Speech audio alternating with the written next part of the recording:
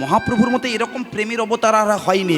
নাহি নাহি রে গৌরাঙ্গ বিনো, নাহি নাহি রে গৌরাঙ্গ বিনো, জয়ার ঠাকুর আর নাহি রে। আহা, কৃপাময় গুণনিধি সর্বমন রস সিদ্ধি, পূর্ণ পূর্ণ পূর্ণ অবতার।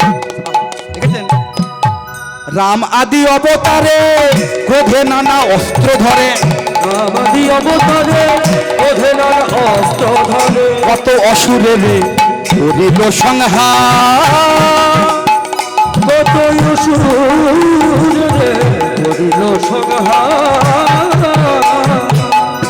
এবে অস্ত্র না ধরিলা কারো প্রাণে না মারিলা, অস্ত্র না ধরিলাম কারো প্রাণে না মারিলাম।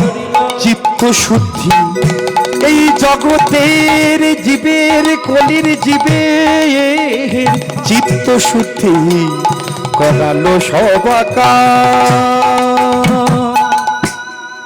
জোরসে বলুন, এমন হয় না আর হবার নাই গো, হয় না হয় না আর হবার নাই গো,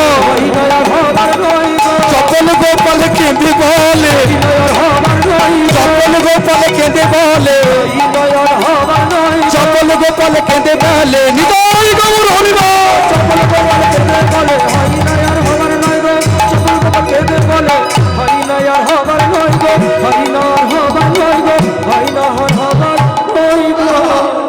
হ্যাঁ, আর এদিকে নারদ মুনি ভাবছে দূর দূর দূর আর ভালো লাগছে না।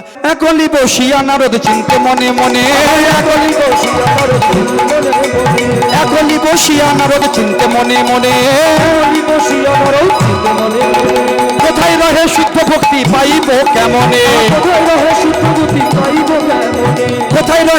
ভক্তি পাইব কেমনে, শুদ্ধ ভক্তি পাইব এতকে বলিয়া নারদ ঢেকিয়া রহনে, এতকে বলিয়া নারদ ঢেকিয়া রহনে, এতকে বলিয়া নারদ ঢেকিয়া রহনে, এতকে বলিয়া নারদ ঢেকিয়া রহনে। নাচিতে নাচিতে গেলাম মধুর বৃন্দাবনে, নাচিতে নাচিতে গেলেন মধুর বৃন্দাবনে, নাচিতে নাচিতে গেলেন মধুর বৃন্দাবনে, নাচিতে নাচিতে গেলেন মধুর বৃন্দাবনে। তত্ত্বদর্শী নারদ ঋষি চারি পানে চায়, তত্ত্বদর্শী নারদ ঋষি চারি পানে চায়, তত্ত্বদর্শী নারদ ঋষি চারি পানে চায়, তত্ত্বদর্শী নারদ ঋষি চারি পানে চায়, তত্ত্বদর্শী নারদ ঋষি চারি পানে চায়।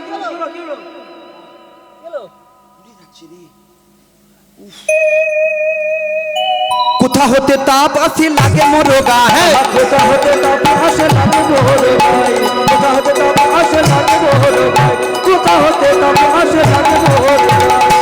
অঙ্গ কেন জ্বলে যায়, অঙ্গ কেন জ্বলে যায়, অঙ্গ কেন জ্বলে যায়, অঙ্গ কেন জ্বলে যায়, চুরাইতে বজে এলাম অঙ্গ কেন জ্বলে যায়, চুরাইতে বজে এলাম অঙ্গ কেন জ্বলে যায়, চুরাইতে বজে এলাম ওই তো মধুর বৃন্দাবনে। চুরাইতে বজে এলাম অঙ্গ কেন জ্বলে যায়, বিদায় গৌর প্রাণ চুরাইতে বজে এলাম অঙ্গ কেন জ্বলে যায়, অঙ্গ কেন জ্বলে যায়, অঙ্গ কেন জ্বলে যায়, অঙ্গ কেন জ্বলে যায়।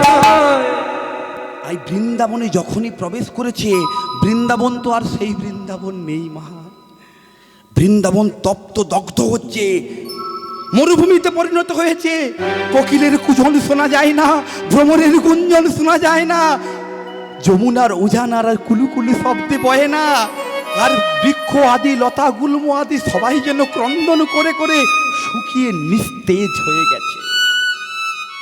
নারদমুনি বৃন্দাবনে প্রবেশ করে ভাবে সর্বনাশ, বৃন্দাবনের এমন দশা কেন, এত দগ্ধ হচ্ছে কেন?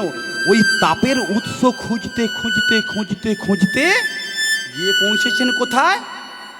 রাধারানীর কুঞ্জের দ্বারে।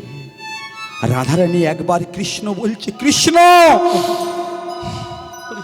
কৃষ্ণ বলে নিঃশ্বাস ছেড়ে দিচ্ছে, আর নাকের অগ্রভাগ থেকে অগ্নিস্ফুরিত হয়ে সারা বৃন্দাবন জ্বলে পুড়ে ছাই হয়ে যাচ্ছে। আরে যেই না নারদমুনি গিয়ে দাঁড়িয়েছে, একবারে কৃষ্ণ নাম কীর্তন করতে করতে, কৃষ্ণ নাম করতে করতে নারদমুনি পৌঁছেছেন তো। আর কৃষ্ণ নামের ধ্বনি যেই না রাধারানী পেয়েছেন, অমনি ছুটে গিয়ে নারদমুনির চরণ যুগল জড়িয়ে ধরেছে। নারদ, মায়েরা একটু পূর্বে যারা কীর্তন শুনছিলেন ভালো করে, অনেকেই আছেন আপনারা মনে রেখেছেন, গৌর লীলাতে যখন নীলাচলে ছিল, মহাপ্রভু কার চরণ যুগল জড়িয়ে ধরেছিল?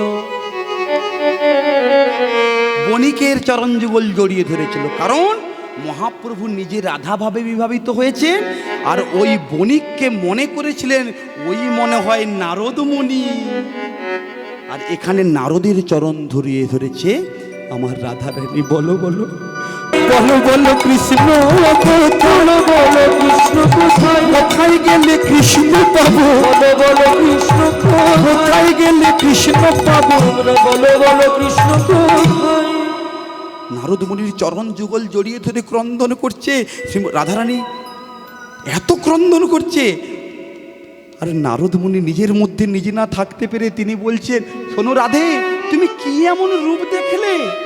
ও মায়েরা, রাধারানীকে বলছে নারদ, তুমি কি এমন রূপ দেখলে যেই রূপে মজে গিয়ে তুমি 100 বৎসর অপেক্ষায় আছো, এখনো ক্রন্দন করছো? মায়েরা, এখনকার দিনের প্রেমটা কেমন কেমন প্রেম? ব্রেকআপের 1 মিনিটও লাগে না, আবার একটা হয়ে গেছে। হ্যাঁ হ্যাঁ কি না মা? প্রেম টেকে? আপনারাই বলুন। আর এ প্রেম কেমন? এখনকার দিনের প্রেমে শুধু কামের গন্ধ। আর শ্রীমতী রাধারানী হলেন প্রেমময়ী, শুধু প্রেম। কাম আর প্রেম অনেক পার্থক্য, অনেক দূরত্ব। সেই কারণে ভালোবাসাটা 100 বছরও নয়নের জল ফেলতে হচ্ছে। তখন নারদমুনি রাধারানীকে বলছে, শোনো রাধে, কি এমন রূপ দেখলে? ওই তো কালো রূপ, দেখতে তো কালো, কুচকুচে মিশমিশে, তাতেই কি এমন রূপ দেখলে যেই রূপে পাগল হয়ে তুমি আজও কাঁদছো? আচ্ছা মায়েরা বলুন, কৃষ্ণের গায়ের রং কি? কালা চাঁদ বলে তো নাকি? বলে না? কেমন তাহলে? কালো। সত্যিই কি কৃষ্ণের গায়ের রং কালো? হ্যাঁ, কালো? কালো নয়। কারণ আপনারা যদি দুপুর 12টার সময় সূর্যের দিকে তাকান, তারপরে 2 মিনিট দেখার পরে নিচে দেখবেন সব অন্ধকার, কালো লাগবে, লাগবে না? প্রাণ গোবিন্দের অঙ্গজ্যোতি হলো 1 কোটি সূর্যের সমান। একটা সূর্যের দিকে তাকিয়ে আমাদের এই অবস্থা, 1 কোটি সূর্যের দিকে তাকালে আমাদের পরিষ্কার লাগবে? সেই জন্য তত্ত্বদর্শীরা বলছে কৃষ্ণ ফর্সা নয়, কৃষ্ণ কালো। শোনো শোনো নারদ, তুমি ওকে কালো বলছো, তুমি তার শুধু গায়ের রংটা দেখলে, মনের ভাবটা বুঝলে না, হৃদয়টা বুঝলে না। কারণ মায়েরা জানবেন, এই রূপের সৌন্দর্য 40 পেরোলে শেষ, বল বুদ্ধি ভরসা, 40 পেরোলে ফর্সা। আর মনের সৌন্দর্য, মনের সৌন্দর্য মনের সৌন্দর্য কতদিন? যতদিন আপনি থাকবেন, এই হৃদয়ের সৌন্দর্যে আপনি বেঁচে থাকবেন। সেই জন্য আমি একটা এই জায়গাতে আমার নিজের লেখা একটি গান আছে, আমার নিজের লেখা, নিজের সুর করা।